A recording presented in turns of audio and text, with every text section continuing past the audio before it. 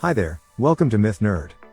In this video we'll take a closer look at 15 African gods and goddesses you should know. Africa is easily one of the most diverse and beautiful places on our planet, but it's not exactly as popular as other tourist destinations around the world. Whenever you think of Africa, you most likely think of lions, elephants, and the endless stretches of jungles, filled to the brim with venomous creatures that can't be found anywhere else on this planet. But while Africa does have an abundance of those elements, it also has a ton of beautifully diverse people and cultures that have lived amongst each other for thousands of years now. As such, the more you look at it, the more interesting these African cultures get, as their religious beliefs are very different from ours. While ours are more so based around a unified belief in a supreme deity, theirs are a lot more closely related to the human life and their daily treads. There are thousands upon thousands of cultures to explore here, to the point where you could actually spend your whole life researching everything that Africa has in store for you and you'd still fail to capture it in its entirety. So, for today's article we decided to bring you a quick rundown of 15 African gods and goddesses that are going to show you just how interesting this part of the world can really be. But before we do that, how about we give you a little introduction to African mythology, starting off with 1. Oshun. Interestingly enough, Oshun was actually not that popular in Western media until a while ago, when Beyoncé mentioned her in her Lemonade music video. That is when people started to do their research about the goddess, shining light on this Yoruba deity for the first time in the States. But who exactly is Oshun? Well, she is the goddess of sweet and fresh waters. The reason for this is because she is most oftentimes depicted admiring her own beauty in the water. She is known for healing the sick with ease, fostering prosperity, and better yet, for making infertile couples fertile. Most of the time she is actually showcased as a beautiful and coquettish young lady, and her name specifically translates to sweetness, joy, beauty and good times. 2. Ajé Shaluga. Ajé Shaluga is the god that represents money and treasures. Most of the time they are depicted as both a male and a female Orisha, and their followers are always thanking them for providing them with fair wages and plenty of work opportunities to keep their families fed and happy. If you ever need a job as a Yoruba follower, you just need to pray to Ajé Shaluga and they will grant you your wishes. While this Orisha is not one of the most popular or powerful gods around, Ajé Shaluga still has a decent following due to them being associated with happiness, stability and spiritual wealth. If you wish to give Ajé Shaluga an offering, all you need to do is you need to grab a handful of fresh fruit, pigeons, necklaces made out of coins and shells and flowers, and you need to leave them at one of their altars. 3. Bumba. Also commonly referred to as Mbambo, Bumba is actually the creator god of the Kuba people from Central Africa. It is said that Bumba vomited the universe during its inception, creating the sun, then drying up the water on earth, creating the land. Bumba didn't stop there though, as he also vomited up the sun, the night and 9 animals in total. These 9 animals are the original inhabitants of Earth, and out of several combinations came humanity. Bumba himself, however, is represented as a giant white-colored humanoid creature. He is most oftentimes showcased sick, since he did vomit up the earth back in the day. 4. Eshu. The idea of having a trickster god may sound like something made up by the Nordics, but African cultures weren't all that far off from this concept either, since they had Eshu right around the corner. Eshu, also commonly referred to as Elegba, is the trickster god of the pantheon. He is pretty much just a benevolent version of Loki, as he goes around not trying to stir up problems but instead just enjoying life, more so playing the role of a messenger between the realm of spirits and mankind. If you do actually spot him and decide not to give him an offering, he is definitely going to play tricks on you, but for the most part he just wants to have fun and be left to his own whims instead. He does require tobacco offerings though, but once you do receive his blessing you are pretty much set for life. 5. Ogun. Regardless of which mythology you look at, chances are that there is always a master of iron right around the corner, ready to bring the gods the weapons and armor that they don during the final days. West Africa is anything but peaceful, as war can break out at any point between tribes, which is why steel is a more useful keeper of peace than words will ever be. And when steel becomes your only means of protection, it isn't too uncommon to find gods based around the armory for the warriors to pray to. This is where Ogun comes in. He is known as the giver of iron or the warrior god of war for many. He is the best weapon wielder in the Orisha.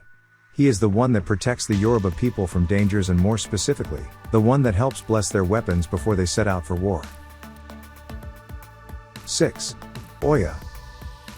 Oya is by far one of the most ferocious and protective gods that the Yoruba pray to. She is oftentimes referred to as the goddess of wind, thunderbolt and fire, and she is by far the most feared goddess in the pantheon. This isn't to say that she mistreats her followers, quite the contrary actually, but it is something to keep in mind if you choose to pray to her. Whenever she shows up, she is usually accompanied by her husband, Shango, the god of storms. The two walk together as their thunderstorms destroy everything in sight. 7. Shango. While modern people look at the roar of the thunder and they don't think much of it, back in ancient times, this thunder would have been a sign that the god's wrath was coming down from the heavens, punishing the pagans that took the god's name in vain. This wrath was represented by Shango, the bringer of thunder, as he would showcase the true power of the gods through his own wrath and fury. He is also the god of masculinity and strength, with many people comparing him to the Greek god Zeus or the Norse god Thor. He actually has 3 different wives, Oshun, Oya, and Oba, and he is oftentimes depicted with either one of them or all 3 being by his side. 8. Allah. Igbo is one of the oldest African religions around, with Allah being one of their oldest and most popular goddesses. Her name literally translates to earth, which is meant to indicate that she is the creator of our planet and the one that controls its every move. She is the goddess of fertility, morality, creativity and land, and she is oftentimes seen next to Amadioha, her husband and the god of the sky. She is actually oftentimes honored and celebrated by the Igbo people, especially so during the yearly Yam festival. You should never take her name in vain, as if you dare to disrespect her, she will convince her husband to stop the rain from coming down, causing the people to suffer tremendously because of it. 9. Oshun. We all know that no matter which religion you look into, chances are that they consider rivers to be a benevolent gift from the gods.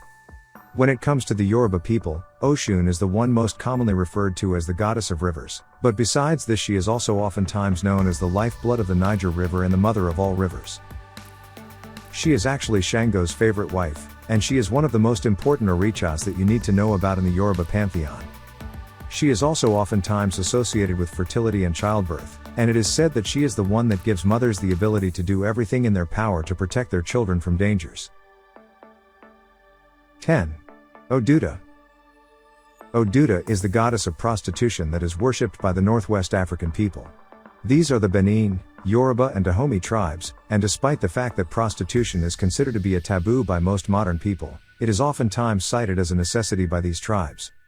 Her name translates to the Black One, and she is most oftentimes showcased as a serpent. The reason as to why she is the goddess of prostitution is because that is the most common practice in the Caribbean islands. 11. Obatala. Oftentimes referred to as the child of God, Obatala is known as the kindest god in the pantheon, even though they are seen a lot of the times next to their father, the powerful Olorun. Interestingly enough, Obatala was never actually stated as being a male or a female god, they are pretty much androgynous. It is said that Obatala was the one that created the human bodies, and as they finished up their job, they demanded of their father to breathe life into the soulless bodies in front of them. Their androgynous trait is actually meant to represent fairness, forgiveness and compassion all at once. They were supposed to take care of the first men and women, but because they got distracted, their brother Oduda decided to create the world instead for them to be safe in. 12. Yemaya. Yemaya is known as the patron spirit of the ocean and the rivers, and she is the main deity that the Yoruba people pray to when they set sail. She is said to be motherly and strong-willed, while also being very good at curing infertility in women. Whenever she does lose her temper, though, she causes the waters to be violent, attacking and taking down even the mightiest ships because of her sorrows. 13. Asia. Asia is actually the goddess of the forest and all of the animals that live within it. She is the one that brings the life over to the forests, and most oftentimes she is depicted carrying around a basket with her. This basket is full of potions and healing herbs, since she is also oftentimes referred to as the goddess of botany.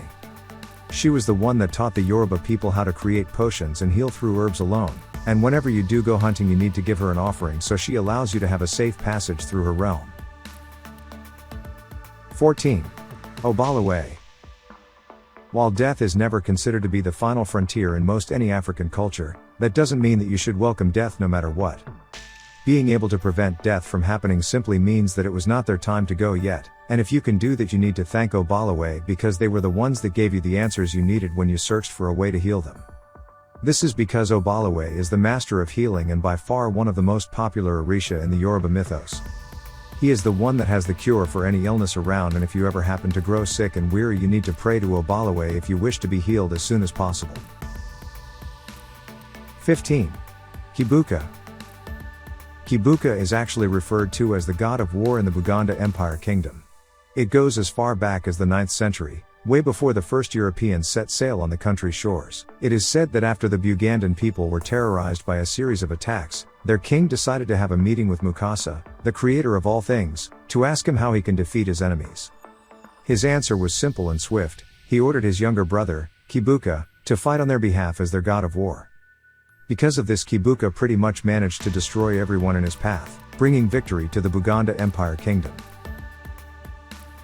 African mythology has hundreds if not thousands of other gods and goddesses that we have yet to mention in this article alone.